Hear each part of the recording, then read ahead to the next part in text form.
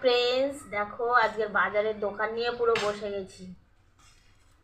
কি কি বাজার আছে দেখো তো। এটা আছে বেগুন, আছে গাজর, আর এখানে আছে এটা পিড়িং শাক, এখানে আছে সিম, টমেটো, ক্যাপসিকাম, বিনস, এই ফুল ফুল নিয়ে এসেছে। আর এখানে আছে মাছ, এটা মাগুর মাছ। আর এখানে আছে গ্লাস কাপ, দুই রকম। এই হচ্ছে আজকের বাজার। তো চলো আজকে রান্নাটা সেরে ফেলি।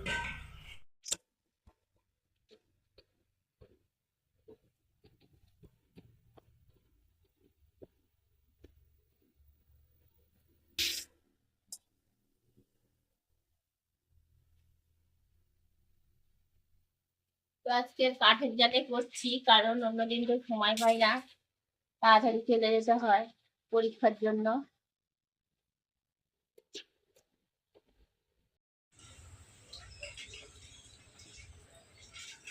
এই এখন শাকটা বেছে নিচ্ছি, একটা তরকারি বসিয়ে দিয়েছি,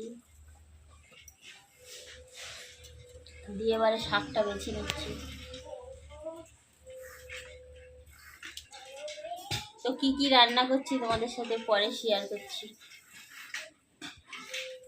তো দেখো এই আমরা চলে আসলাম খাওয়া দাওয়া করতে।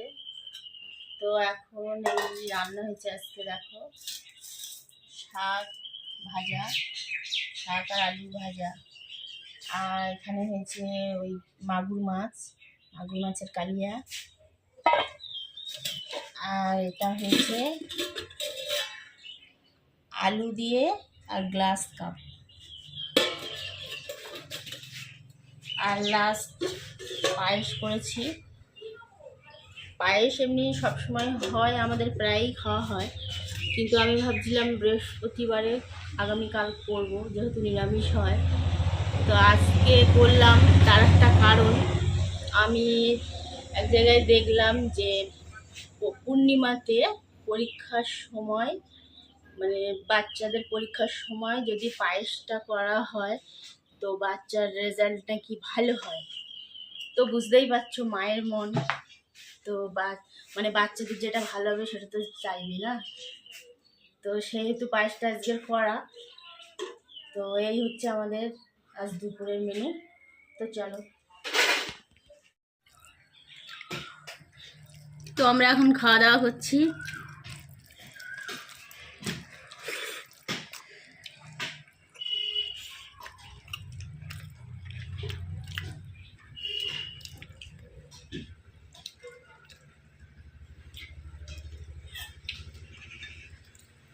রিয়ামের পরীক্ষা হচ্ছিল, আজ ছুটি, 3 দিন ছুটি আছে।